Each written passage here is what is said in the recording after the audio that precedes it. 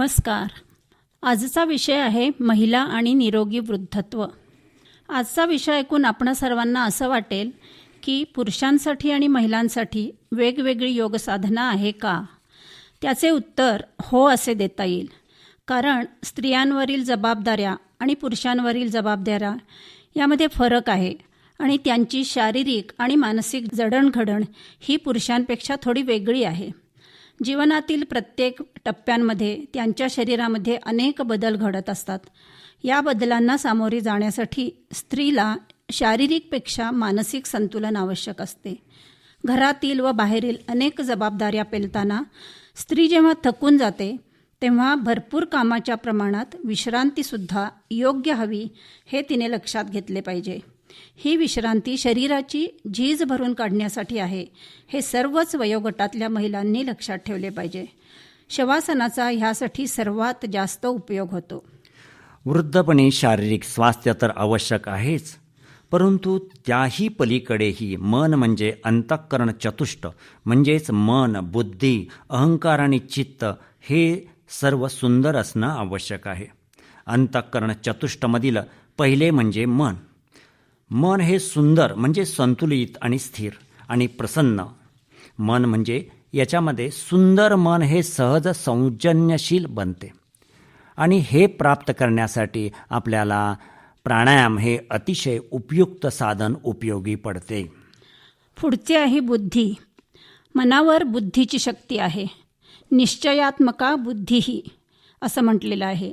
बुद्धीच्या पातळीवर सतत कार्यरत राहिले तर तिला मेधा, प्रज्ञा, प्रतिभा असे पैलू मिळतात. बौद्धिक सौंदर्य वाढवण्यासाठी अंतरंग साधना, ध्यानधारणा उपयोगी पडते.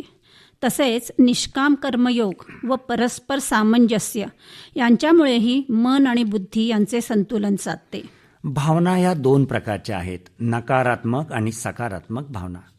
स्वामी सत्यकर्मानंद म्हणतात की राग, संताप, द्वेष, असूया, मत्सर या सर्व नकारात्मक भावना म्हणजे कुरूप भावना आहेत.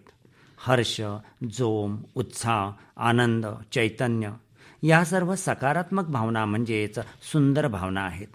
नकारात्मक भावना सकारात्मकमध्ये बदलण्यासाठी भक्तियोग, मंत्रपठण, नामस्मरण या सर्वाचा उपयोग होऊ शकतो. अंतःकरण चतुष्टमधील तिसरा भाग म्हणजे अहंकार. मीपणाची, कर्तेपणाची भावना. ईश्वर प्रणिधानामुळे म्हणजेच भक्तियोगामुळे ही अहंकाराची भावना नाहीशी होऊन कर्ता करविता हा ईश्वरच आहे ही भावना वाढीला लागते आणि अंतरंग अधिकच सुंदर आणि मृदू बनते. आणि शेवटी म्हणजे चित्त. चित्त म्हणजे घडून गेलेल्या आठवणींची साठवण. यामध्ये अनेक चांगल्या आणि वाईट अशा दोन्हीही आठवणी साठवलेल्या असतात. शवासनामध्ये जेव्हा आपण संकल्प करतो त्या संकल्पामध्ये मनातील वाईट, दुःखद आठवणींना काढून टाकण्याचा संकल्प करून चित्त हे फक्त चांगल्या आठवणींचे व चांगल्या विचारांचे भांडार केले जाते. अशाच प्रकारे योगाद्वारे अंतरंग शुद्धी करून मन आणि त्याबरोबरच शरीर संतुलित ठेवता येते. अशा प्रकारे योगाभ्यासामुळे महिलांसाठी वृद्धत्व आरोग्यदायी ठरते.